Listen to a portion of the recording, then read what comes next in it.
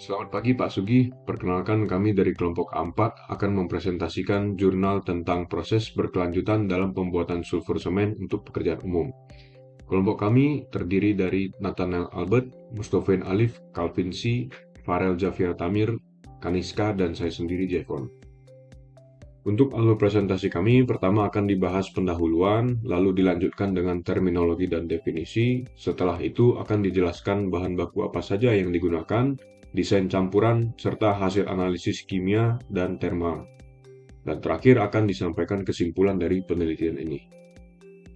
Pada bagian pendahuluan ini dijelaskan bahwa sulfur semen merupakan salah satu material konstruksi yang lebih berkelanjutan karena dapat memanfaatkan limbah dan juga lebih hemat biaya. Material ini biasanya digunakan pada lingkungan ekstrim seperti area asam dan salin, di mana beton biasanya kurang tahan. Namun, sulfur yang belum dimodifikasi punya kelemahan yaitu mudah mengalami kerusakan saat terkena perubahan suhu, kondisi lembab, dan juga perendaman air. Hal ini disebabkan oleh ketidakstabilan struktur sulfur yang dapat menimbulkan keretakan. Oleh karena itu, modifikasi sulfur diperlukan agar material menjadi lebih stabil, kuat, dan tahan terhadap kondisi lingkungan. Kemudian terdapat terminologi dan definisi dalam produksi semen belerang. Yang terdapat 3 yaitu modified sulfur, kemudian sulfur semen, dan juga sulfur concentrate. Di sini itu terdapat modified sulfur di mana belerang yang telah ditambahkan aditif kimia untuk mengubah sifat kristalisasinya. Modifikasi ini bertujuan untuk mencegah transformasi dari bentuk monoklinik atau S beta ke orthopic atau S alpha yang menyebabkan tegangan internal. Di sini stabilizer kimia yaitu seperti bitumen, terus kemudian terdapat juga seperti dicyclopentadine. Nah, kemudian yang kedua terdapat sulfur semen, di mana modified dari sulfur yang ditambahkan stabilizer fisik atau filter mineral seperti fly ash, slag, semen clean, dust, dan talc, mika, silika, grafit, dan lain-lain. Ukuran dari partikel filter ini sendiri yaitu kurang dari 100 mesh atau biasanya kurang dari 200 mesh juga. Kemudian terdapat sulfur concentrate, di mana sulfur semen yang ditambahkan agregat atau produk limbah. Ini adalah produk akhir yang digunakan untuk aplikasi konstruksinya. Kemudian yang terdapat pada kanan ini terdapat hierarki terminologi, di mana sulfur murni ditambah aditif kemudian menjadi modified sulfur ditambah filter mineral, kemudian menjadi sulfur semen yang kemudian ditambah agregat dan menjadi produk akhirnya yaitu sulfur concentrate. Kemudian terdapat bahan baku yaitu sulfur, bitumen, dan fly ash. Di sini tuh dijelaskan bahwa sulfur granular itu memiliki kemurnian 99,9%, di mana memiliki sumbernya ini dari kilang Al-Ruwais, UAE, dan juga titik lalainya berada pada 119 derajat Celcius. Pada sulfur granular ini tidak memerlukan sulfur dengan kemurnian tinggi karena dapat menggunakan off-grade sulfur. Kemudian terdapat bitumen dengan titik lalai 48,8 derajat Celcius. Kemudian spesifik gravitinya yaitu pada 1,0289 gram per cm kubik, dan juga viskositasnya yaitu 431. Pada bitumen ini memiliki fungsi yaitu sebagai stabilizer kimia atau modifying chemical reagent. Kemudian terdapat juga yang terakhir fly ash. Fly ash sendiri ini digunakan sebagai stabilizer fisik atau viscosity increasing surface activated stabilizer. Komposisi kimia dari atau ACP analisis dari fly ash ini dijelaskan sebagai yang terdapat pada tabel yang ada di kanan ini. Kemudian fly ash ini memberikan ketahanan ekstra terhadap semen belerang final. Semua bahan yang diperoleh dari UAE itu memanfaatkan limbah industri lokal untuk produk berkelanjutan. Selanjutnya akan dijelaskan mengenai desain campuran dan persiapan sampel. Pertama, pada tahap persiapan modified sulfur, komposisi yang digunakan adalah sekitar 97,5% sulfur cair dan 2,5% bitumen. Bitumen di sini berfungsi sebagai bahan kimia untuk memodifikasi sifat sulfur. Prosesnya itu dilakukan dengan mencampurkan bitumen panas dan sulfur cair di dalam oil bed. Kemudian diaduk secara mekanis pada suhu sekitar 140 derajat Celcius.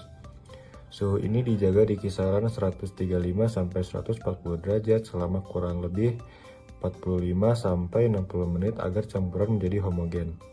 Setelah itu dilakukan proses pendinginan dengan laju sekitar 8 sampai 10 derajat per menit untuk mendapatkan struktur yang stabil.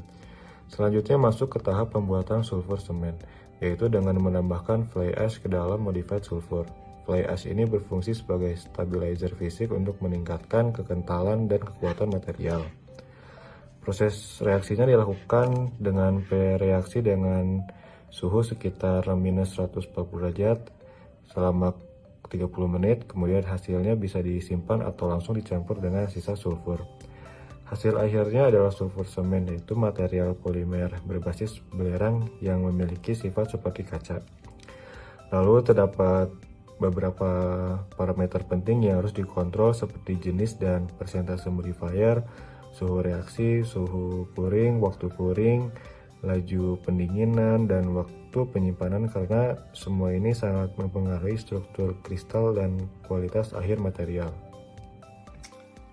Kalau kita lihat dari hasil yang ditampilkan, termasuk pada tabel dan analisis sebelumnya, terlihat bahwa penambahan bitumen dan fly ash memberikan pengaruh yang cukup signifikan terhadap sifat materialnya. Misalnya dari hasil komposisi dan pengujian, dan bahkan material yang dihasilkan memiliki struktur yang lebih stabil dengan dominasi sulfur monoklinik dan polisulfida.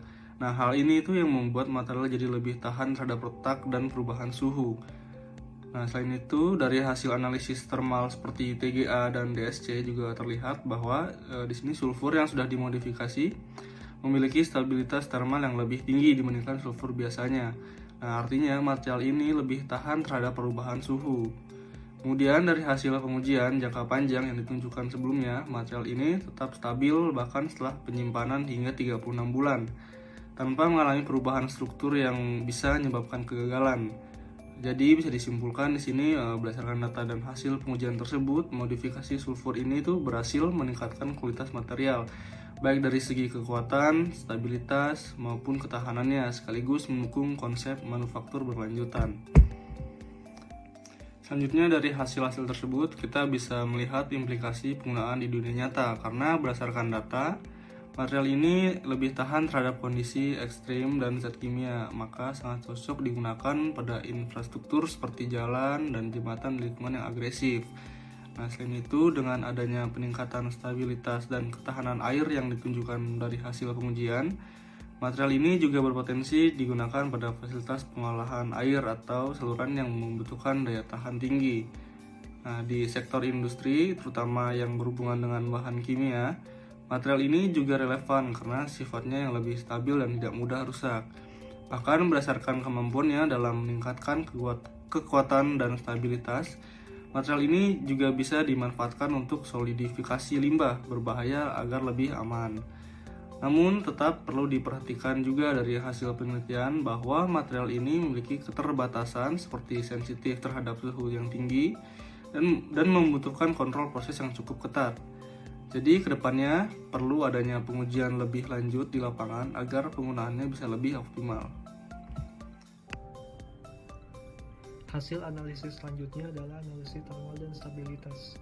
Pertama, dari hasil thermogravimetric analisis, terlihat adanya perbedaan yang cukup signifikan antara sulfur murni dan sulfur yang telah dimodifikasi dengan bitumen. Pada sulfur murni, efek thermal maksimum terjadi pada rentang suhu sekitar 180 hingga 480 derajat Celcius, yang disertai dengan pelepasan gas seperti hidrogen sulfida secara aktif. Hal ini menunjukkan bahwa sulfur murni relatif kurang stabil ketika mengalami pemanasan. Sedangkan pada modified sulfur, efek thermal maksimum bergeser ke rentang suhu yang lebih tinggi, yaitu sekitar 200 hingga 540 derajat Celcius. Pergeseran ini menunjukkan bahwa material hasil modifikasi memiliki stabilitas termal yang lebih baik, karena membutuhkan suhu yang lebih tinggi untuk mengalami degradasi. Hal ini terjadi karena adanya pembentukan struktur polimer sulfur akibat reaksi dengan bitumen, yang membuat struktur internalnya lebih kuat terhadap panas. Selanjutnya, dari differential scanning calorimetry, analisis ini digunakan untuk melihat perubahan fase dan kestabilan struktur kristal dalam jangka waktu tertentu. Hasil penelitian menunjukkan bahwa sulfur semen yang telah dimodifikasi tetap stabil dalam bentuk monoklinik bahkan setelah penyimpanan hingga 36 bulan. Ini sangat penting karena dalam sulfur biasa terjadi transformasi dari bentuk monoklinik ke ortorhombik saat pendinginan. Transformasi ini menyebabkan penyusutan volume dan tegangan internal. Pada bagian evaluasi ini akan dievaluasi apakah semen belerang ini layak digunakan secara luas dengan melihat keunggulan dan keterbatasannya. Dari sisi keunggulan, yang pertama adalah ketahanan lingkungan ekstrim. Sulfur semen memiliki ketahanan yang sangat baik terhadap lingkungan asam dan garam, serta memiliki sifat kedap air yang lebih baik dibandingkan dengan batuan konvensional seperti Portland semen konkrit. Kedua, material ini dapat digunakan untuk solidifikasi dan stabilisasi limbah berbahaya. Ketiga, dari sisi thermal, modified sulfur memiliki koefisien ekspansi thermal yang lebih kecil, sekitar sepertiga dari sulfur biasa. Dan yang keempat, dari segi operasional, proses pengerjaannya relatif lebih fleksibel dan cepat dibandingkan dengan semen Portland.